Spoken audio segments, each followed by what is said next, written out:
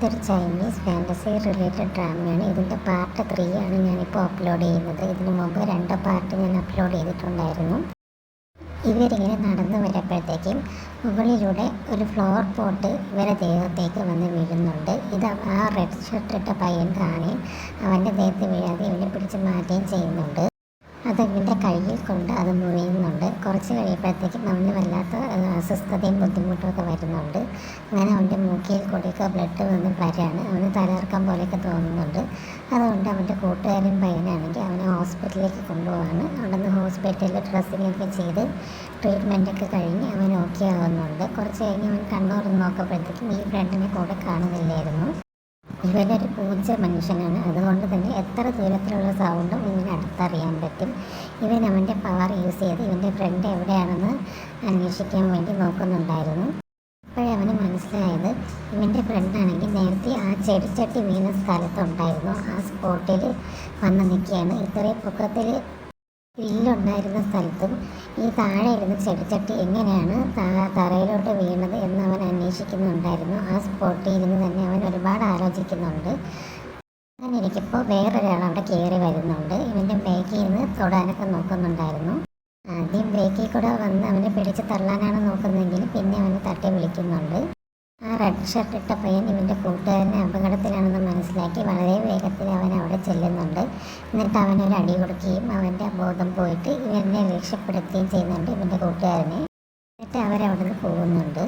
അങ്ങനെ ഇവർ നന്നായിട്ട് ആലോചിക്കുകയാണ് ഇവൻ എന്തിനാണ് ഇവരെ കൊല്ലാൻ നോക്കിയത് എന്നൊക്കെ ആലോചിക്കുന്നുണ്ട്.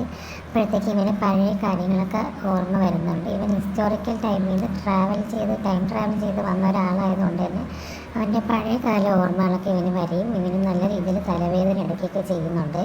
പിന്നെ ഓരോ പ്രാവശ്യവും ഇവൻ്റെ ശാരീരിക ബുദ്ധിമുട്ട് കൂടി വരികയാണ്. അവൻ ഇടയ്ക്കിടയ്ക്ക് പെട്ടെന്ന് വയ്യാതാവുന്നുണ്ട്.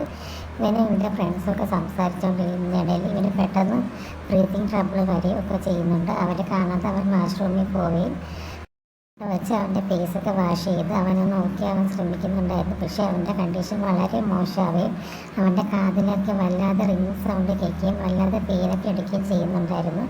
അവൻ റൂമിൽ നിന്ന് പുറത്ത് വരുമ്പോഴത്തേക്കും അവൻ ഒട്ടും വയ്യാതെ ടയേർഡായിട്ട് അവിടെ തല ഇറങ്ങി വീഴുന്നുണ്ട്. ഇവൻ്റെ ഫ്രണ്ട്സ് ഓടി വന്ന് അവനെ റൂമിലേക്ക് കൊണ്ട് കിടത്തുകയും അവിടെ വെച്ച് അവന് ട്രീറ്റ്മെൻറ്റൊക്കെ ചെയ്യുകയും ചെയ്യുന്നുണ്ട്. അവൻ്റെ ദേഹത്ത് ഒരു നനഞ്ഞ ടവലും കൊണ്ട് തുടച്ചു കൊടുക്കുകയും അവന് മെഡിസിനൊക്കെ കൊടുത്ത് ഇവൻ്റെ കൂട്ടുകാരനാണെങ്കിൽ ഫുൾ ടൈം അവൻ്റെ കൂടെ തന്നെ ഉണ്ടായിരുന്നു. രാവിലെ ആവുന്നത് വരെയും ഇവൻ്റെ കൂടെ തന്നെ ആ പയ്യനുണ്ടായിരുന്നു. ഇവൻ്റെ കൂട്ടുകാരൻ പയ്യനും ഞാൻ നല്ല രീതിയിൽ അവൻ കെയർ ചെയ്യുന്നുണ്ടായിരുന്നു. ഇവന് ഓരോ തവണ ശാരീരിക ബുദ്ധിമുട്ട് വരുമ്പോഴും ആ പയ്യൻ അവൻ്റെ കൂടെ നിന്ന് അവന് നല്ല രീതിയിൽ കെയർ ചെയ്യുന്നുണ്ടായിരുന്നു. ഇവന് രണ്ടുപേരും കൂടെ ഒരുമിച്ച് എങ്ങനെ ഹിസ്റ്റോറിക്കൽ വേൾഡിൽ ഇവന് തിരിച്ചു പോകാൻ കഴിയും എന്നാണ് അവർ ആലോചിക്കുന്നത്. അതിനു വേണ്ടിയാണ് ഇവർ അന്വേഷണം ചെയ്യുന്നത്. ഈ ഡ്രാമയ്ക്ക് സബ്ടൈറ്റിൽ ഇല്ലാത്തത് കൊണ്ട് തന്നെ എനിക്ക് ചൈനീസ് ഭാഷ അറിയാത്തത് കൊണ്ടും എനിക്ക് ഈ ഡ്രാമയുടെ കൂടുതൽ സ്റ്റോറി ലൈനും ഡീറ്റെയിൽസും ഒന്നും തന്നെ എനിക്കറിയില്ല. അതുകൊണ്ട് തന്നെ സ്റ്റോറി ലൈനിൽ എന്തെങ്കിലും വ്യത്യാസങ്ങളോ ചേഞ്ചിങ്ങോ ഉണ്ടെങ്കിൽ നിങ്ങളെല്ലാവരും എന്നോട് ക്ഷമിക്കുക. ഇനി നമുക്ക് ബാക്കി കഥയിലോട്ട് വരാം. അതിൻ്റെ ഇടയിൽ ഇവന് ഒരുപാട് ശാരീരിക ബുദ്ധിമുട്ടുകളൊക്കെ വരുന്നുണ്ട്. ഇനിയിപ്പോൾ മോഡേൺ വേൾഡിലാണ് ഉള്ളത്. അതുകൊണ്ട് തന്നെ ഇവന് ഒരുപാട് ബുദ്ധിമുട്ടും കാര്യങ്ങളൊക്കെ വരുന്നുണ്ട്. ഇടയ്ക്കിടയ്ക്ക് ഇവന് ശാരീരികമായിട്ട് വയ്യാതെ വരികയും ഒക്കെ ചെയ്യുന്നുണ്ട്. ഇവന് ബ്രീതിങ് ട്രബിളും ഒക്കെ വരുന്നുണ്ട്. ഇവൻ പെട്ടെന്ന് തല ഇറങ്ങി വീഴുകയൊക്കെ ചെയ്യുന്നുണ്ടായിരുന്നു. ആ സമയത്തൊക്കെ ഇവൻ്റെ ഫ്രണ്ടാണ് അവൻ്റെ കൂടെ നിന്ന് അവനെ കെയർ ചെയ്യുന്നത് എല്ലാം. ഇപ്പോൾ ഞാൻ കൊടുത്ത വോയിസ് ഓവറിന് കുറച്ച് ചേഞ്ചസ് ഒക്കെ